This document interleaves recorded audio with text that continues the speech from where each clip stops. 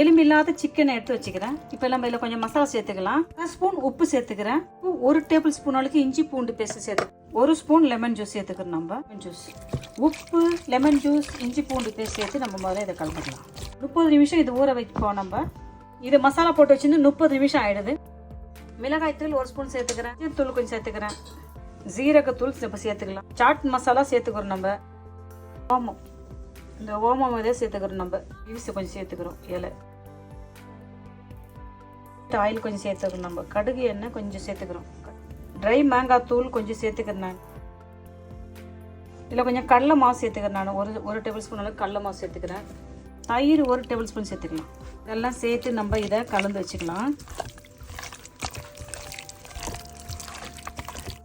எல்லாத்தையும் கலந்துட்டோம். இது அப்படியே குறைஞ்சது ஒரு 3 மணி நேரம் நம்ம இதை ஊற வச்சுட்டு செய்யலாம்.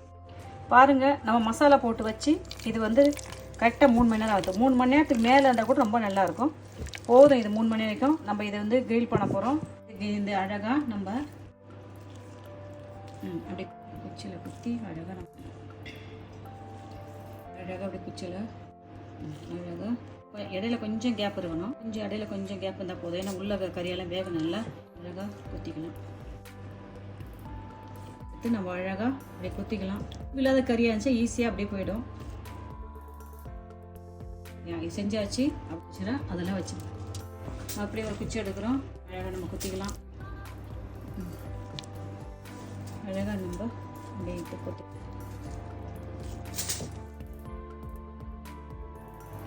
ஊற்றாச்சு. இதை வச்சிடலாம். அப்படியே எல்லாம் வச்சிடலாம். மீதி இருக்கிற குத்தியும் அப்படியே ஊற்றலாம். கோழியோட நெஞ்சு கறி மட்டும் நம்ம எடுத்துக்கலாம். அதில் நிறைய சதை இருக்கும். அது நம்மளுக்கு எந்த டிஸ்டர்பன்ஸ் ஆகாது. ஈஸியாக பண்ணுறதுக்கு கோழியோட நெஞ்சு கறி நல்லாயிருக்கும்.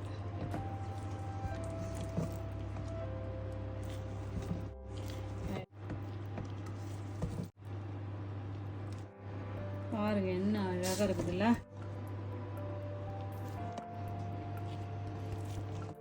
அதில் வச்சிடலாம்.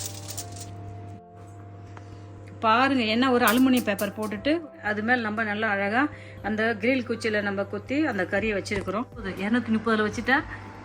இதுக்குள்ளே தூக்கி வைக்கலாமா? கீழே வச்சுட்டோம். 10 நிமிஷம் இதை மூடி போட்டு வேக வச்சுட்டு நம்ம எடுக்கலாம். பார்க்கலாமா? பட்டர் தடவிக்கலாம். பட்டர் தடவிட்டு மறுபடியும் ஏதோ ஒரு 10 நிமிஷம் நம்ம வேக வைக்க போகிறோம்.